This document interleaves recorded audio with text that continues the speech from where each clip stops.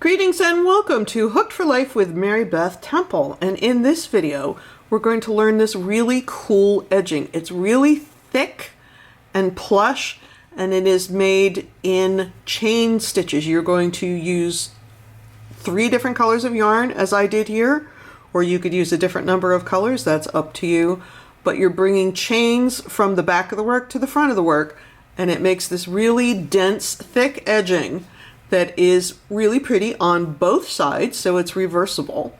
And we're going to talk about how to work it in the round. So you can use this on a straight piece and it's really easy. But we're going to talk about how to adjust the stitch count so you can make a nice neat corner as well. So let's just jump right in. I have my base round put in here, and whether you're working in rows, if you're working straight or if you're working in the round, it is best practice to have the base row or round be a multiple of the number of colors you're going to use. So since I'm using 3 colors, I wanted my base round to be a multiple of 3, which it is. So let's jump in and get our stitch pattern started. It doesn't matter where you begin or end. So I'm going to take my first color and I'm going to join with a slip stitch. And I'm going to chain 4, so that's the number of colors I'm using plus 1. 1, 2, 3, 4. Now I'm going to extend that loop a little bit and set it aside. I'm not going to need it just yet. Then the next thing I'm going to do is grab my second color, put a slip knot on my hook,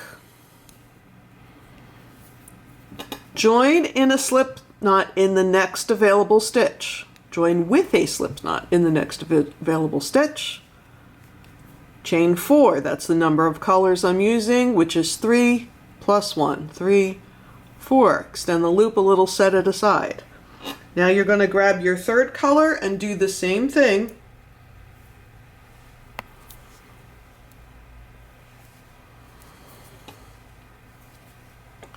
One, 2, 3, 4. Now, if you want to, you can put stitch markers. Every time you extend a loop and put it aside, you can use stitch markers if you're worried about it coming undone. I do not, because to me it slows the work down so much that I don't even want to do this stitch anymore. I will also say, for the purposes of this video, I'm using a wool, which is a little stickier. Not a problem I'm going to have. So I'm going to just grab my first color. I'm going to bring the loop and the working yarn in front of everything else and make a slip stitch in the first available stitch. In my case, single crochet. Yours could be different. And chain 4. 1, 2, 3, 4. Now I'm going to grab the next color that I have. The only tricky bit, and I will repeat this later, is make sure you get your chain and your working yarn in front of the existing stitches. 1, 2, 3, 4. And now I'm going to grab my next color. Bring it in front. Make a slip stitch in the next naked stitch. Chain 4. 1, 2, 3, 4. So I'm going to put some more progress on this. I think it's easier for you to see when I have more done, so let me do that and jump right back. So let's take a closer look now that we have the repeat going. So I'm going to grab my first color and put that working loop on my hook. I'm going to take it and the working yarn in front of the other 2 and put a slip stitch in the next empty stitch, in this case a single crochet, and I'm going to chain 4. 1, 2, 3, 4, and I'm going to leave it for later. Now I'm going to grab the next one in the rotation. I'm going to put the, in this case, the gray back on my hook. The only little part you have to pay attention to is bring the working yarn with the working loop in front of the other 2. You don't want that working yarn trailing in the back. 1, 2, 3, 4. I'm going to grab the next guy. Bring everything in front of the other two. Slip stitch in the next empty stitch. 1, 2, 3, 4. So this is really all there is to it if you are working flat on, if you're not having to take a corner.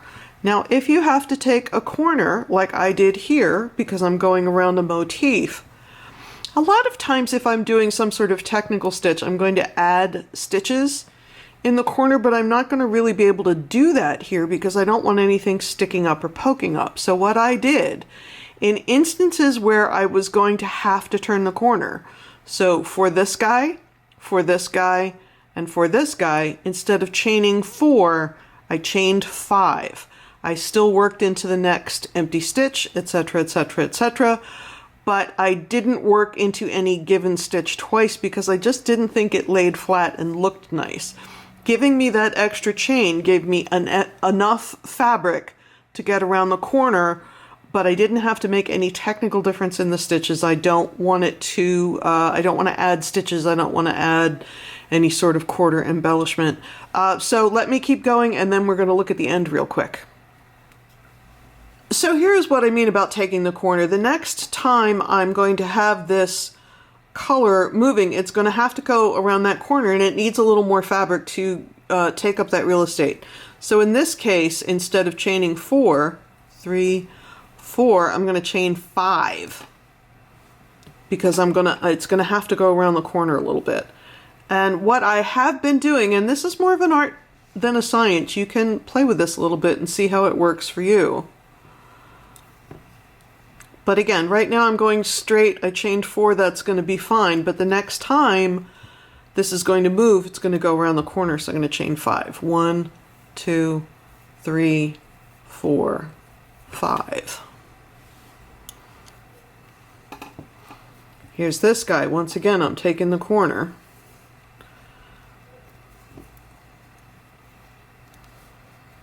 So it's straight up till now, so that chain 4 is fine. But you see how it's starting to pull just the least little bit? That's telling me it's time to add my extra stitches. 2, 3, 4, 5. Now I'm going to put these guys in, 1 here, 1 here, 1 here, and then I'm going to go back to 4 because my next section is straight. So every time I hit a corner, I'm going to just put those extra chain stitches in there to make sure everything lays flat. Now if you're working this trim straight, when you run out of stitches, you're done. You have gone to the very end, you have filled up all your stitches and your piece is finished. If you're working in the round, the most important thing is to make sure that the base that you're working on has a multiple of the number of colors that you're working with. Because of course you could do this in 1 color, or 2 colors, 3 colors, 5 colors, 675 colors. So in my case, because I was working in 3 colors, I made sure that my base round was a multiple of 3 stitches. So now all of my empty stitches are full. Again, in this case, it's single crochet. So how am I going to end it off? I'm going to grab this color, I'm going to bring it in front of the work like I've been doing, and I'm going to look for where I began the yarn. I'm going to put a slip stitch in there. And then I will cut the yarn. I've already done it because I was getting a little tangled up, and then I can weave that in. Now I'm down to 2. I'm going to grab this guy, bring it in front of the work, and I'm going all the way over to where I joined that color in the first place. Put a slip stitch in there in that same spot. I haven't woven that tail in, so it's in my way a little bit. And then end it off. Again, cut the yarn. I just already have. And then here's my last chain. Bring it in front of the work. I'm bringing it all the way over to where I began that color. Made my slip stitch, bring my yarn through and cut the yarn. So I'm going to take those tails to the back and weave them in.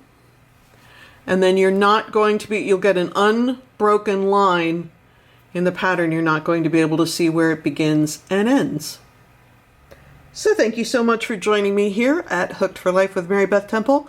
As always, please like the video, subscribe to the channel for all kinds of videos on crocheting and knitting and sewing, and I hope you enjoyed learning this cool edging. I really like it a lot.